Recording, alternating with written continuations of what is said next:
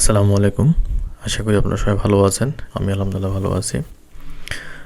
আপনি এই ভিডিওটি দেখতেছেন মানে আপনি ডেটা নিয়ে আপনার খুবই কনসার্ন আপনি সেটা ই-কমার্স বিজনেস হোক অথবা অন্য কোনো সার্ভিস বিজনেস হোক। আপনি আপনার ওয়েবসাইটে কোন ভিজিটর আসতেছে, তার ওয়েবসাইটে কী করতেছে, আপনি তাদের ডেটা নিয়ে খুবই কনসার্ন এবং খুব সিরিয়াস আপনি। কারণ আপনি চান না যে আপনার ডেটা বিফলে যাক। আপনি চান যে আপনার প্রত্যেক ডেটা কীভাবে আসতেছে, কীভাবে অপটিমাইজ হচ্ছে এবং আপনি সেই ডেটাকে কীভাবে আপনার বিজনেসের কাজে লাগাতে পারেন এবং সেই ডেটা থেকে কীভাবে সর্বোচ্চ আউটপুট বের করতে পারেন আপনি, সেই জন্য আপনি ভিডিওটি দেখতেছেন। হ্যাঁ, আমি কথা বলতেছি সার্ভার সাইড ট্র্যাকিং নিয়ে। আমরা যারা অনেক বিজনেস ওনার আছে যারা সার্ভার সাইড ট্র্যাকিংটা অনেক ভয় পায় আর কি, আসলে জিনিসটা কীভাবে কাজ করে, কারণ আমরা তো টেকনিক্যাল পারসন না এবং এটা অনেকের মাথার উপর দিয়ে যায়। জিনিসটা কি আসলে জটিল, এটা কীভাবে ইম্প্যাক্ট ফেলবে আমার ওয়েবসাইটের উপরে বা আমার বিজনেসের উপরে। আমি যদি কোনো ক্যাম্পেইন রান করি আমি, সেটা কীভাবে ইম্প্যাক্ট ফেলবে আর কি। তো সেই সার্ভার সাইড ট্র্যাকিংকে আমি খুব ইজিভাবে আপনাদেরকে বোধগম্য করানোর চেষ্টা করব এবং আপনার যদি কোনো মিস যদি থাকে বা আপনার কোনো প্রবলেম যদি থাকে সার্ভার সাইড ট্র্যাকিং নিয়ে, সেটা আশা করি এই ভিডিও দেখার পরে আপনার ক্লিয়ার হয়ে যাবে আর কি। ভিডিও শেষ পর্যন্ত আপনাকে থাকতে হবে, শেষ পর্যন্ত দেখবেন। আপনাদের সুবিধার্থে আমি একটা ওকে আমি যে ছোটো করি। ওকে, আসলে আপনি দেখতে পাচ্ছেন সুন্দরভাবে। সাপোজ একটা আমি পিকচার রেডি করেছি এবং এখানে ফুল ডিটেলস দেওয়া আছে কীভাবে কাজ করে না করে, এবং আপনি এই পিকচারটা যদি সুন্দরভাবে যদি দেখেন বুঝেন, তাহলে আপনার সার্ভার সাইড ট্র্যাকিংয়ে কোনো সমস্যা থাকবে না আর ফুল জিনিসটা আপনার মাথার মধ্যে গেঁথে যাবে। তো প্রথমে যেটা হচ্ছে, এটা হচ্ছে একটা ইউজার। সেই কোনো একটা ইউজার আপনার ওয়েবসাইট ভিজিট করতেছে এবং সেই ইউজারটা কীভাবে আপনার ওয়েবসাইট ভিজিট করতে পারে, সাধারণত দুই উপায়ে ওয়েবসাইটে ভিজিট করে। এক হচ্ছে সে আপনার কোনো অ্যাড দেখতেছে, সেটা হচ্ছে ফেসবুক অ্যাড কিংবা গুগল অ্যাড, যে অ্যাডই হোক, প্রথমে সে ওয়েবসাইটে অ্যাডটা দেখতেছে, দেখে আপনার ওয়েবসাইটে যাচ্ছে, অথবা সে কোনো রেফারেলের মাধ্যমে যাচ্ছে। হয়তো বা আপনি ফেসবুকে আপনার পেজে বা প্রোফাইলে কোনো একটা পোস্ট করেছেন, সেক্ষেত্রে আপনি আপনার ওয়েবসাইটের লিঙ্কটা সেখানে শেয়ার করেছেন এবং সেই ওয়েবসাইটের লিঙ্কের থ্রুতে আপনার ওয়েবসাইটে আসতেছে। সে দুইভাবে হতে পারে, হয়তো বা কোনো বিজ্ঞাপনের মাধ্যমে, অ্যাডের মাধ্যমে হতে পারে ওয়েবসাইটে, এবং হয়তো বা ডিরেক্ট ভিজিট হতে পারে। এবং সে প্রথমে একটা ব্রাউজারে আসে, সেটা হতে পারে গুগল ক্রোম, সাফারি, ফায়ারফক্স কিংবা ব্রেভ, যে কোনো ব্রাউজার হতে পারে। সে ব্রাউজারে আসলো, ব্রাউজারে আসার পর সে ব্রাউজারটা ওপেন হলো এবং আপনার ওয়েবসাইটটা ওপেন হলো এখানে। এটা বেসিক জিনিস আর কি। কোনো ভিজিটরকে যখন ওয়েবসাইট ভিজিট করতে হবে, এই উপায়ে সে ভিজিট করবে আর কি। এখন বিষয় হচ্ছে যে আমরা যদি আমাদের ওয়েবসাইটে কোনো ক্যাম্পেইন চালাতে দিতে চাই, সেটা হতে পারে ফেসবুক অ্যাডস কিংবা গুগল অ্যাডস, সেক্ষেত্রে কী করতে হবে আমাদেরকে, আমাদের ফেসবুক অ্যাডস যদি ক্যাম্পেইন চালাতে হয়, সেক্ষেত্রে আমাদের ফেসবুক পিক্সেল বলে একটা জিনিস আছে, সেই পিক্সেলটাকে আমাদের ওয়েবসাইটে হেডে বসাতে হয়। আমরা যদি গুগল অ্যাডসে যদি কোনো ক্যাম্পেইন চালাতে যাই, সেক্ষেত্রে আমাদের যে গুগল ট্যাগ আছে, AW যে ট্যাগটা আছে, সেটা একটা আমাদের ওয়েবসাইটে বসাতে হয়। আমরা যদি কোনো টিকটকে কোনো অ্যাড ক্যাম্পেইন যদি চালাতে চাই, টিকটকের যে পিক্সেলটা আছে সেটা আপনার ওয়েবসাইটে বসাতে হয়। সো আমরা এই পিক্সেল বা গুগল ট্যাগ যেটা যাই বলি না কেন, এটা বিভিন্ন উপায়ে বসানো যেতে পারে। সেটা হতে পারে সরাসরি ওয়েবসাইটের একদম হেডে বসানো, হয়তো ডিরেক্ট যেটাকে ইন্টিগ্রেশন বলা হয়, অথবা কোনো থার্ড পার্টি টুলের মাধ্যমে বসানো যেতে পারে। তারপরে সবসময় প্রিফার করি আমাদের ক্লায়েন্টকে যে আমরা গুগল ট্যাগ ম্যানেজার ইউজ করার জন্য। কারণ আমি যদি সরাসরি ওয়েবসাইটে হেডে যদি বসাই অথবা কোনো প্লাগইনের থ্রুতে যদি বসাই, সেটা হচ্ছে অটোমেশন প্রসেস আর কি, মানে সেটা আমাদের কোনো হাত থাকে না এবং সম্পূর্ণ অ্যাক্সেস সব কিছু সেই প্ল্যাটফর্মের হাতে থাকে, আমাদের কোনো কিছু করার থাকে না। কিন্তু আমরা যদি গুগল ট্যাগ ম্যানেজারের মাধ্যমে যদি বসাই, সেক্ষেত্রে আমরা আমাদের ডেটাগুলো আমাদের ইচ্ছা মতো আমাদের প্ল্যাটফর্মের কাছে পাঠাতে পাই। কারণ একটা প্ল্যাটফর্মের ওয়েবসাইট ডেটা পাঠানোর সময় প্ল্যাটফর্মে অনেক রকম চাহিদা থাকে, অনেক রিকোয়ারমেন্ট থাকে যে আমাকে এই ডেটাটা তুমি এভাবে পাঠাবা, এবং সেটার যদি আমরা সেভাবে না যদি পাঠাই, তো অনেক সময় আমাদের ডেটাটা মিসম্যাচ হতে পারে, ডেটাটা প্রপারলি অপটিমাইজ না হতে পারে, অনেক ইস্যু থাকে আর কি। সেজন্য আমরা আমাদের ক্লায়েন্টকে সবসময় বলি যে গুগল ট্যাগ ম্যানেজার ইউজ করার জন্য। গুগল ট্যাগ ম্যানেজার কী করে, একটা মিডিয়া হিসেবে কাজ করে, একটা ব্রিজ হিসেবে কাজ করে। আমরা যদি এই পিকচারটা যদি দেখি, এটা হচ্ছে যে গুগল ট্যাগ ম্যানেজার আইকন এবং সেটা GTM ওয়েব কন্টেনার। একটা আমরা গুগল ট্যাগ ম্যানেজার যখন একটা অ্যাকাউন্ট ক্রিয়েট করি, সেখানে আমাদের 4টা কন্টেনার থাকে। সেটা হচ্ছে আপনার ওয়েবের জন্য বসাচ্ছেন আপনি, না অ্যাপের জন্য বসাচ্ছেন, না অন্য কোনো ওয়েবের জন্য বসাচ্ছেন। আমরা এখানে বসাবো GTM ওয়েব কন্টেনারটা ক্রিয়েট করব এবং আমাদের GTM ওয়েব কন্টেনার যে ক্রিয়েট করার সময় একটা স্ক্রিপ্ট থাকে, সেই স্ক্রিপ্টটা আমরা কোথায় বসাবো? গুগলে ওয়েবসাইটের হেডে বসাবো আমরা। তখন কি হবে, আমাদের গুগল ট্যাগ ম্যানেজারের সাথে আমাদের ওয়েবসাইটের একটা কানেকশান তৈরি হয়ে যাবে। এবং এই গুগল ট্যাগ ম্যানেজারে আমাদের ফেসবুক অ্যাডস কিংবা গুগল অ্যাডস কিংবা অ্যানালিটিক্স বা টিকটক যেটা হোক, সেই ওর যে পিক্সেল কিংবা গুগল যে ট্যাগটা আছে সেই ট্যাগটা আমরা এই জিটিএমে বসাবো, গুগল ট্যাগ ম্যানেজার। জিটিএমে বসালে কী হবে, সেটা অটোমেটিক্যালি আমার ওয়েবসাইটে বসে গেল। আমরা যেখানে এখন আমাদের ওয়েবসাইটে কোনো কাজ করতে হবে, আমরা যেটাই কাজ করবো এই গুগল ট্যাগ ম্যানেজারে কাজ করবো। গুগল ট্যাগ ম্যানেজার কাজ করলে সেটা অটোমেটিক আমাদের ওয়েবসাইটে কাজ হয়ে যাচ্ছে এখানে আর কি। তবে যারা নন ডেভেলপার যারা আছে বা নন টেক পারসন যারা আছে তাদের জন্য গুগল ট্যাগ ম্যানেজার খুবই পারফেক্ট জিনিস। এবং আমরা যারা ডেভেলপমেন্ট নলেজ নাই, কারণ ডেভেলপার হলে কী হবে, সেই ওয়েবসাইটে কাজ করবো। আমরা যেহেতু ওয়েবসাইটে কোনো কাজ করতে জানি না, কাজ করতে পারবো না, সেজন্য আমরা কাজ করবো Google tag manager. Google tag manager করলে এটা অটোমেটিক গুগল ট্যাগ ম্যানেজার ওয়েবসাইটের সঙ্গে এটা কানেক্ট করে যায় এবং খুব সুন্দরভাবে কাজ করে আর কি। এবং এখন এটা হচ্ছে যে আমরা নেক্সট স্টেপে যাই, সেটা হচ্ছে আবার জিটিএম ওয়েব কন্টেনার। এখন আমরা ধরেন যে ফেসবুক পিক্সেলটা বসাবো ওয়েবসাইটে, এবং ফেসবুক পিক্সেল সাধারণত একটা ওয়েবসাইট ই কমার্স যদি ধরি আমরা, তো ই কমার্সের হচ্ছে অনেকগুলো ইভেন্ট থাকে, আমরা ইভেন্ট বলি মানে অ্যাকশন। যেটা সাপোজ একটা কাস্টমার ওয়েবসাইটে আসলো, ওয়েবসাইট আসার পর কোনো একটা প্রোডাক্ট ভিজিট করতেছে, সেটা আমরাকে ই কমার্স ভাষায় বলা হয় ভিউ আইটেম বা ভিউ প্রোডাক্ট। এবং সেই ভিউ প্রোডাক্ট করার পরে কোনো একটা প্রোডাক্টকে তার পছন্দ হলো, সেটা অ্যাড টু কার্ট করলো, বিগিন চেক আউট করলো এবং ফাইনালি সে পারচেস করলো। যে 4-5টা যে স্টেপ হচ্ছে, এটা ই কমার্সের ভাষায় একটা স্টেপ বলা হয় এবং এটাকে আমরা একটা ইভেন্ট বলি আর কি।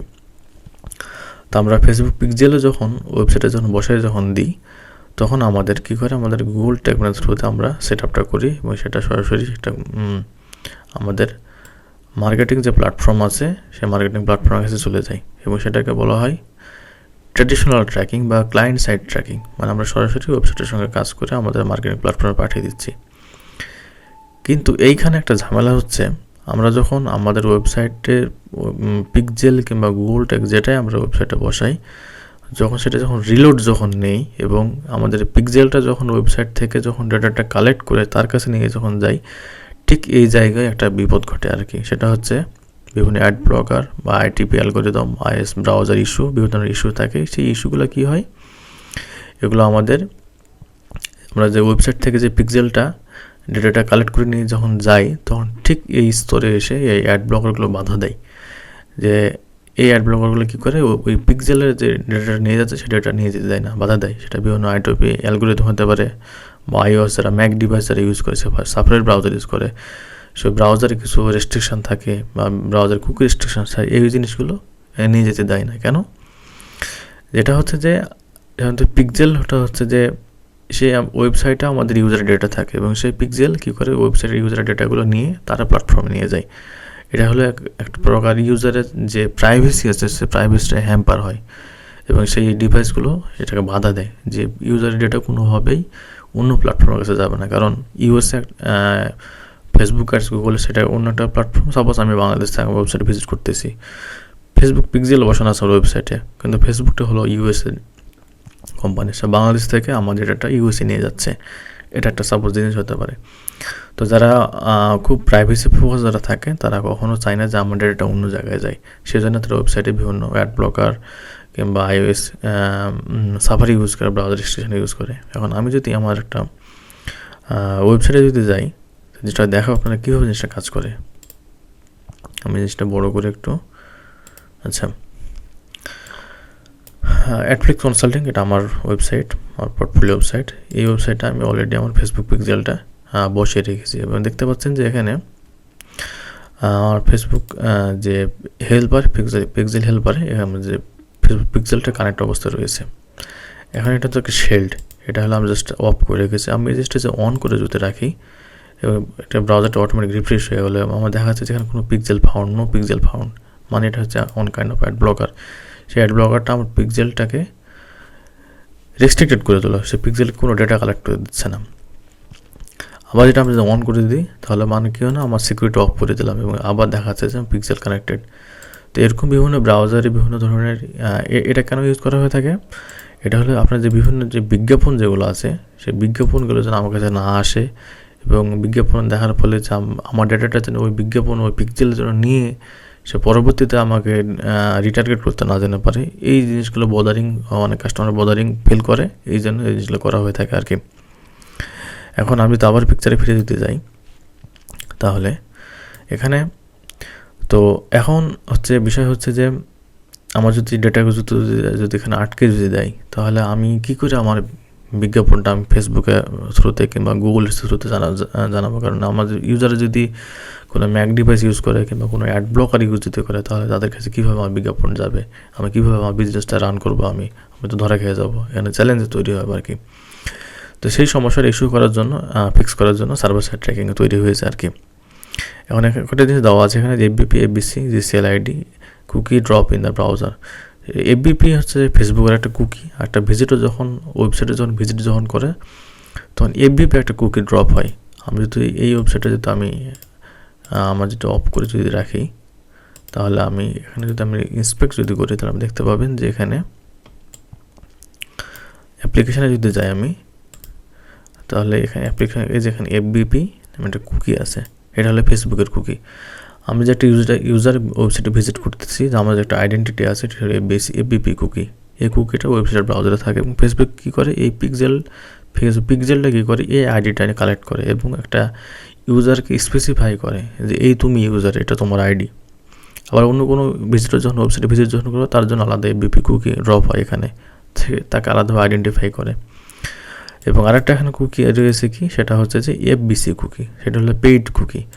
আমি যখন কোনো ফেসবুকে যখন কোনো ক্যাম্পেইন যখন চালাবো আমি, তখন হচ্ছে এই এফবিসি কুকিটা ড্রপ করে। এটা শুধুমাত্র পেইড কুকি, মানে শুধু যখন কোনো ক্যাম্পেইন দেখে কোনো ভিজিটর যখন ভিজিট করবে, সেটা হলো এফবিসি কুকি। এবং এই কুকিটার কাজ কি, এই কুকিটা হলো আপনি অ্যাট্রিবিউট করবে, আপনি কোন প্ল্যাটফর্ম থেকে আসতেছেন, কোন চ্যানেল থেকে আসতেছেন, আপনার ফেসবুক থেকে আসতেছেন, অন্য কোনো মিডিয়া থেকে, এটা সোর্স বা বিভিন্ন ধরনের যে আপনার আইডেন্টিফাই রয়েছে, সেটা করে আর কি। এটা শুধুমাত্র তখনই আপনার ব্রাউজারে ড্রপ করে যখন সেটা আপনি যখন কোনো ক্যাম্পেইন থেকে যখন আসতেছেন, এফবিসি কুকি। গুগল অ্যাডসের দু ধরনের কুকি রয়েছে, যে জিসিএল AWW। আমরা যে গুগল ট্যাগ যে বসাই, সেই গুগল ট্যাগের ভিতরে একটা কুকি থাকে, এবং এটা হচ্ছে পেইড কুকি। আমি যখন গুগল অ্যাডসের ক্যাম্পেইন যখন চালাবো, তখন কোনো ভিজিটর যদি ওই অ্যাডটা দেখে যদি ওয়েবসাইটে যদি আসে, তখন এই জিসিএল আইডিটা কুকি ড্রপ হয় আর কি। টিকটক করে সেম একটা ফ্রি কুকি আছে এবং পেইড কুকি আছে, গুগল অ্যানালিটিক্সের _GA কুকি রয়েছে। সো এই কুকিগুলো ব্রাউজারে থাকে এবং এই পিক্সেল তখন এই কুকিগুলো থেকে এই ইউজারের হিস্ট্রিগুলো, ডেটাগুলো নিয়ে সে তার প্ল্যাটফর্মে নিয়ে যায় আর কি।